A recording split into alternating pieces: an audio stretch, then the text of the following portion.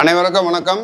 இன்னைக்கு நம்ம பார்க்க போகிறது வெங்கட் பிரபு இயக்கத்தில் விஜய் நடித்த the greatest of all time the GOAT படத்தை பற்றி பார்க்க போகிறோம். இந்த படத்தினுடைய கதை என்னன்னா, காந்தி அவருடைய ஃப்ரெண்டு 3 பேர், இவங்க 4 பேர் உளவுத்துறையில் வேலை பார்க்குறாங்க. நமக்கு முதல் சீனில் கென்யாவை காட்டுறாங்க. கென்யாவில் ஒரு ட்ரெயின் ஒன்று போயிட்டுருக்குது. அந்த ட்ரெயினில் வில்லனும் வில்லன் கோஷ்டியும் இந்த அணுகுண்டு தயாரிக்கிறதுக்கு மூலப்பொருளான யுரேனியத்தை கடத்திட்டு போகிறதா சொல்கிறாங்க. கடத்திட்டு போயிருக்கிறவங்கள நீங்கள் தடுத்து அந்த ஆப்ரேஷனை வெற்றிகரமாக முடிச்சுட்டு வர சொல்லி இவர் காந்தியும் அவருடைய 3 போலீஸ்காரங்களும் இவங்க உளவுத்துறையிலேருந்து கென்யாவுக்கு போகிறாங்க.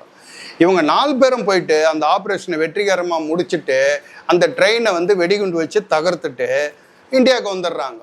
ஆனால் அப்படி பண்ணும்போது அந்த ட்ரெயினில் வில்லனுடைய குடும்பம் அதில் இருந்ததுன்னு இவங்களுக்கு தெரியாது. வில்லனுடைய குடும்பம் இறந்து போச்சுன்னா வில்லன் விட்டுருவாரா? அவர் வில்லன் இவர் காந்தியும் அவர் ஃப்ரெண்டுங்களையும் அவர் குடும்பத்தோடு எப்படி நான் பழி தீர்ப்பேன் அப்படின்ட்டு இந்தியாவுக்கு எப்படி அவங்கள பழி தீர்க்கிறாரு அப்படின்றது தான் இந்த படத்தினுடைய கதை. இந்த கதை மாடர்ன் தியேட்டர்ஸ் காலத்திலேயே இதை படமாக எடுத்துட்டாங்க. அந்த கதையை தான் இன்னைக்கு விஜயை வச்சு வெங்கட் பிரபு நல்லா ஜிகினா பேப்பர்லாம் சுற்றி நமக்கு இன்னைக்கு 2024 நமக்கு ப்ரெசன்ட் பண்ணியிருக்கிறார்.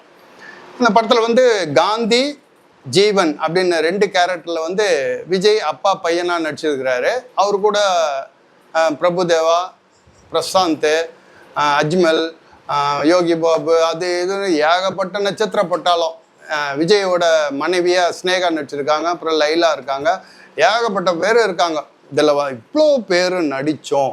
இந்த படத்துக்கு இவ்வளோ பேரால் ஏதாவது கொஞ்சமாச்சும் பிரயோஜனம் இருக்குதா அப்படின்னா அப்படி ஒன்றும் பெரிய அளவுக்கு இவங்க கதையோட ஓட்டத்துக்கோ எதுக்கோ பெருசாக ஒன்றும் ஹெல்ப் பண்ண மாதிரி தெரியல. ஒரே ஒரு ஆளை தவிர. அந்த ஒரு ஆள் யாருன்னு கேட்டால் விஜய் தான். இவர் மட்டும்தான் ஃபஸ்ட்டில் இருந்து லாஸ்ட் வரைக்கும் அந்த படத்தை தன்னுடைய முதுகு மேலே சுமந்துக்கிட்டு போகிறார். இவர் ஒருத்தர் மட்டும் இந்த படத்தில் இல்லைன்னு வச்சிங்களா, இந்த படம் ஒன்றுமே கிடையாது. அவருடைய சண்டை ஆகட்டும், சண்டை காட்சியிலேஸ் ஆகட்டும், டான்ஸ் ஆகட்டும், அவர் டைலாக் நெக்கலாக உச்சரிக்க விதமாகட்டும், அவருடைய இன்ட்ரோ சீன் ஆகட்டும், தியேட்டரில் அவருடைய ரசிகர்கள் கொண்டாடி தீர்க்கிறாங்க.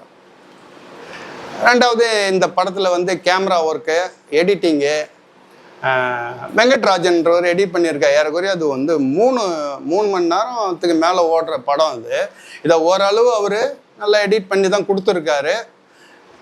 ஃபஸ்ட் ஹாப் நல்லா போகுது. இது எனக்கு என்னமோ செகண்ட் ஹாப்பில் ஸ்டார்ட் பண்ணதுக்கப்புறம் அப்படியே லேகிங் ஆகிற மாதிரியே கொஞ்சம் தெரிஞ்சுது. அது அப்படியே கிளைமேக்ஸை நோக்கி போக போக கிளைமேக்ஸில் தான் கொஞ்சம் அப்படியே சூடு பிடிக்க ஆரம்பிக்குது. அதுக்காக வெங்கட் பிரபு யார் கையில் காலிலேயே விழுந்துருக்கிறார் அந்த கிளைமேக்ஸ் சீனுக்காக. உதாரணத்துக்கு ஒரு கேமியோ ரோலில் ஒரு ஃபேமஸான ஆக்டர் உள்ளே கொண்டாந்துருக்கிறாரு. அதுக்கப்புறம் ஐபிஎல் மேட்ச்சு, சென்னை சூப்பர் கிங்ஸினுடைய தோனி இவங்கெல்லாம் கிரிக்கெட் விளாட்ற மாதிரி ஒரு சீனு, அது இதெல்லாம் போட்டு உற்சாகப்படுத்தி ஒரு வழியாக படத்தை முடிச்சிட்டாரு.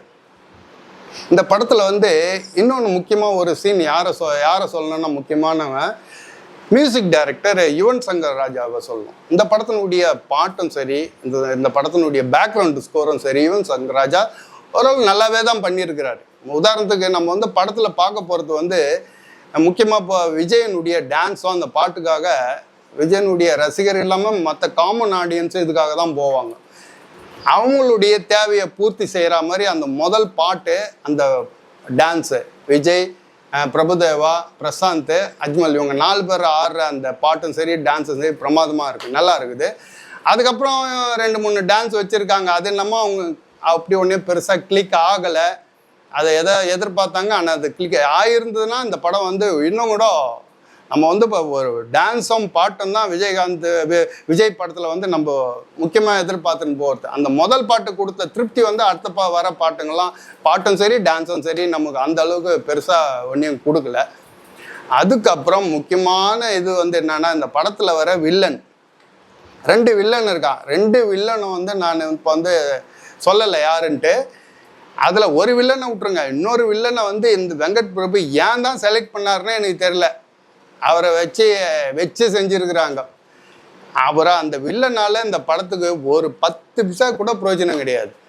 மற்றபடி இந்த படம் வந்து வெங்கட் பிரபும் சரி விஜயும் சரி முழுக்க முழுக்க முழுக்க இது வந்து அவருடைய ரசிகர்களுக்காக தான் இந்த படத்தை வந்து கொடுத்துருக்காங்க.